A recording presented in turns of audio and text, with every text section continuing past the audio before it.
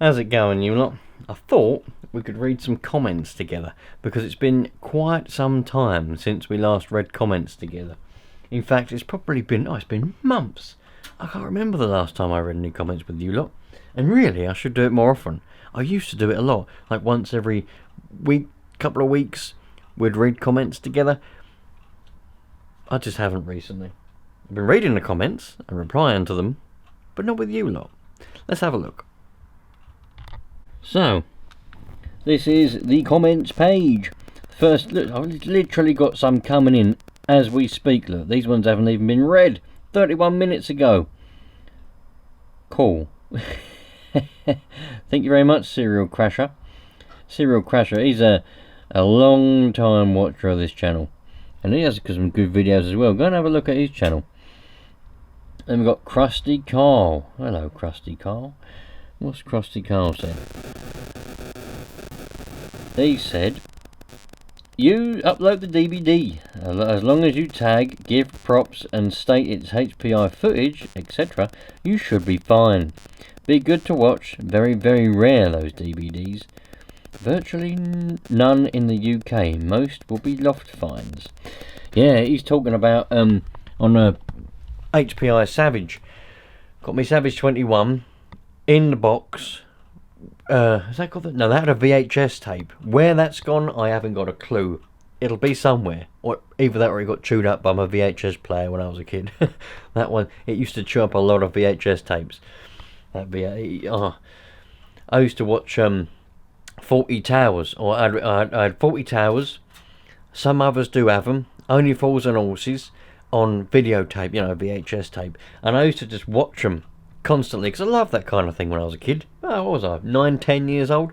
Used to love watching all that, and I never realised how many episodes of 40 Towers was there. Is it 21?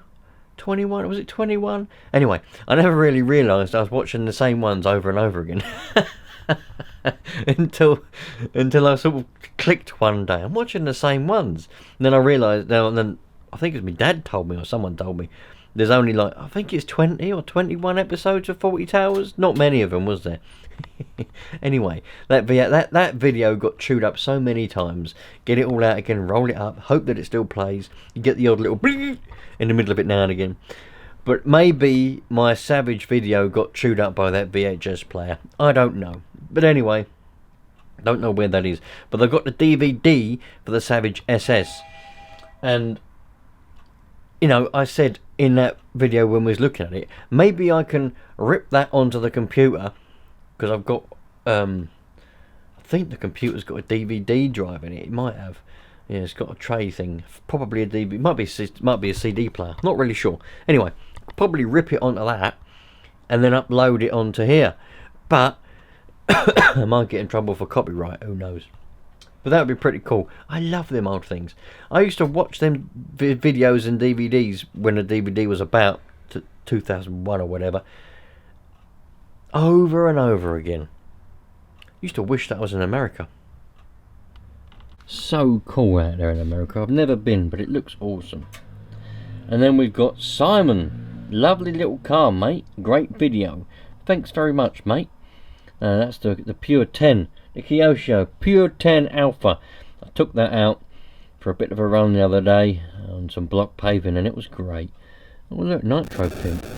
He's a bit of a star in himself, the old Nitro Pimp. He's in America somewhere. Very cool. Hang on. I built a Savage SS on my channel a month or so ago, and it was a great experience. HPI is allegedly going to give us a Savage XL kit next year. I will be building that one. Yeah, the Nitro Pimp. He's a bit of a serious collector. If you've not had a look, go and have a look at him. He's a bit of a serious collector of the Nitro cars. Far too many for me. Far too many. All sitting on shelves there. And I think to myself, I'm glad I haven't got that many. But he loves it, and he's got so many of them. Go and have a look. Seems like a proper nice bloke as well. He built a Savage SS a month ago. Wow. That might be cool. And if HPI do bring out a Savage XL as a kit next year, that'll be a cool one to get. I do think that what HPI should do is they should bring back the Savage 21. Like, what anniversary would it be? When was the 21 now? It might have already been past the 20th anniversary, though. So when did the 21 come out? Was it 2003? So 2023. So it's already gone past the 20-year anniversary. That's a shame. But they should bring out some kind of special edition Savage 21 as it is. Yeah, no special bits on it, no modern bits, with the 21BB engine. And I'm fully aware that False are now out of business. But I'm sure they could get somebody to make a 21BB or make it themselves or do something. And it should be exactly as it was back in 2003. Yeah, and, you know, same for the Rush. They should bring out the Rush. Nothing different about it. Exactly how it was back in 2005 or 4 or whenever that came out. Or the original Rush, you know what I mean? They should do that. I think a lot of companies should do that. They'd make a lot of money because there'll be a lot of people like me. I'd buy them. I'd buy a new, you know, special edition or limited edition, whatever, Savage 21 and a Rush. I'd get them. And a lot of people would buy them and put them on the shelf. Wouldn't even run them. But that HPI could make a lot of money from that. Anyway, let's see what else we've got going on. So we've gone past Nitro Pimp. Next one done 11 hours ago. Neil Firth G4G. What's he gone and said then? Dude, I've been running Nitro RC since the early 90s. I haven't even read it yet, and I can already tell this is probably going to be one of those comments. It is. It's one of those comments where he knows best about absolutely everything. You watch. And every time somebody says, I've been doing this for this many years, or since this year, or something like that, it's always something. Where are we? Since the early 90s, starting with the Offner Pirate M4, the daddy of the Hyper series. I keep seeing you struggling to start Nitro RC. There is a proper way which I will explain to you. You have to remove glow plug and then blow down the exhaust return pressure pipe to prime them engines properly. You then flick the engine over, remove all surplus fuel which would flood the engine. Replace glow plug, then it will fire up every time first pull. You see, starting up a nitro engine is extremely simple, but it is a very arguable topic. A lot of people argue about it all the time for some reason. There's several different ways you can prime it. It doesn't really matter how you prime it as long as it gets primed. But that's the way I prefer to do it, by blowing down that little pipe into the tank. A lot of people say put your thumb over the exhaust and pull it or turn the engine over. I do it sometimes just to please you lot, but I prefer to blow down that bit of pipe. As for removing the glow plug and then turning it upside down, you shouldn't need to do that because it shouldn't be flooded. It'll only be flooded if you blow too much into that pipe and you push too much fuel into the carburetor. Then it'll be flooded, which in my opinion would be doing it wrong. Is wrong. There is no wrong really, but seems a little bit strange to me there, Mr. Neil. Yeah. Now the best way, the way that I normally see, some people, those of you that watch this channel know that I do things just for the fun of it. I'm here to entertain, to make people laugh, but I do quite enjoy triggering people, to be fair. Don't know why, it's just quite fun.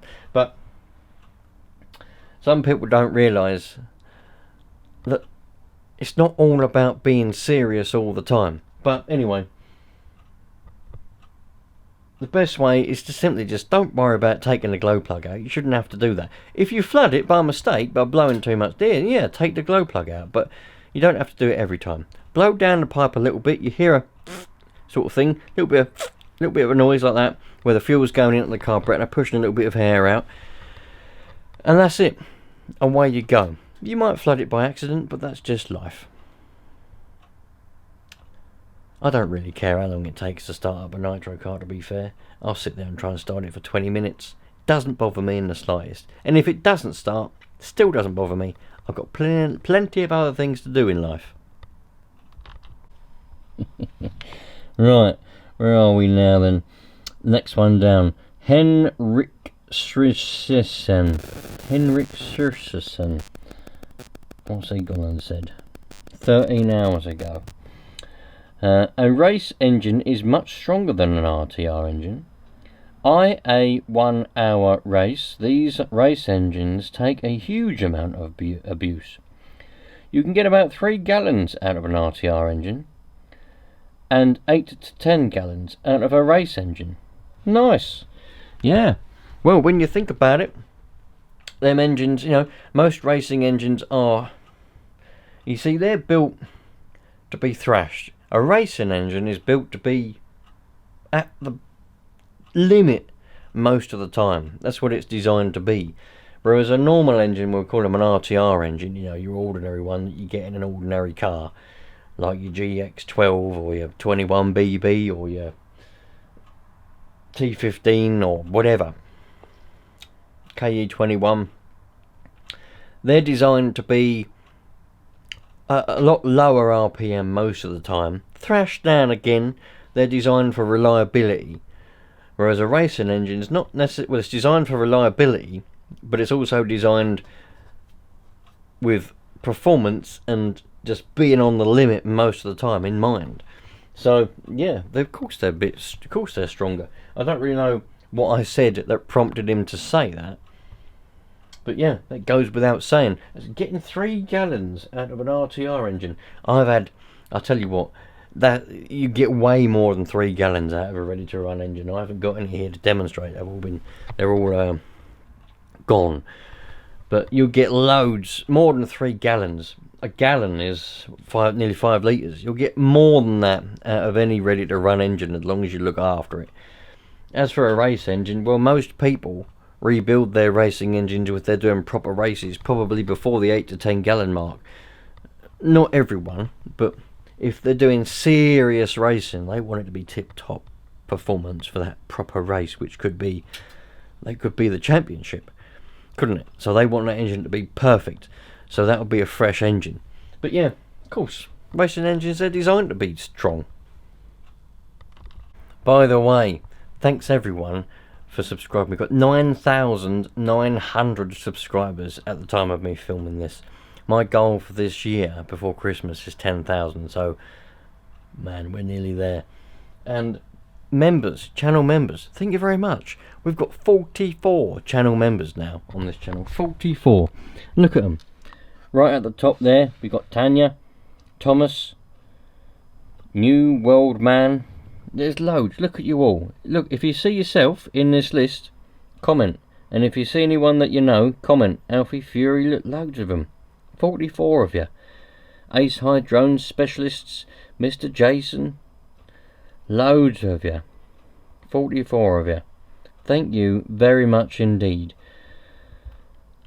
Keith Butler. Ah, you know, can't thank you all enough.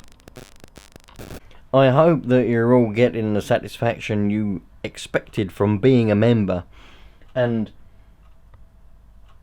you're helping me to reach my end goal.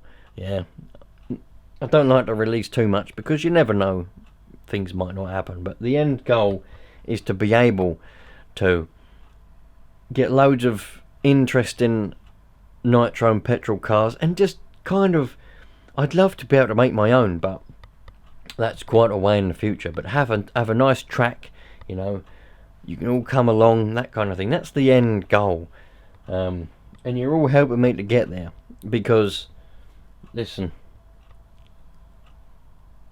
the more people that subscribe, the more this channel is going to get put out there. The more people that become members, the more I can afford to get different cars, parts, repair cars, and that kind of thing. So we're all in this as a team. Thank you very much. So what am I doing? I'm waiting for, I've got a one-way bearing coming in for a Kyosho Pure 10 Alpha. The one that I found on the I found one the other day on I didn't find it, it was on the shelf, but I forgot that there was something wrong with it. and got it down just to start it up, just for the sake of it. It was in a video, you'll see that cold start video. I love a cold start. And I didn't realise, I thought, why is the engine loose? And I've forgotten, completely forgot. God knows how long it's been on that shelf without a one-way bearing in it, but didn't have a one-way bearing in it. So went on the internet. Well, I phoned up a couple of shops, didn't have any one-way bearings in stock. Shock. Anyway, went on the internet, managed to find a shop that had a one-way bearing in stock, ordered it. So that should turn up soon, so I'm waiting for that to turn up. Got a few other little projects I'm thinking about doing. I've got to find an engine for a rush and things like that, but yeah, so there's plenty of things on the horizon. Also got a few, I'm not going to tell you. I nearly gave something away then. I nearly gave something away, but I'm not going to tell you. Alright, just be patient. There's something really exciting. Oh, no. If I start talking about it, I'll let it slip. Right. Calm yourself down. Thank you. Right, anyway, thanks for hanging around with me, you lot. If you saw yourself in the comments, comment to tell me you saw yourself. And, yeah, think about sticking around if you're not already sticking around. And can't say how much I appreciate you all. It's nearly the end of 2025. We've got a month and bloody hell, Christmas is halfway through December, isn't it? And we're halfway through November, more or less now. So got a month then, haven't we? Stitched the two halves together. We got a month, and then a little bit longer, and then it'll be 2026. Unbelievable. Comment, where are you in the world? And I want to know what kind of RC that is most interesting to you. Because next year, I've got some wild plans in my head. We might steer in another direction. No. Shush, Orinoco. Right. I'm out of here. See you later.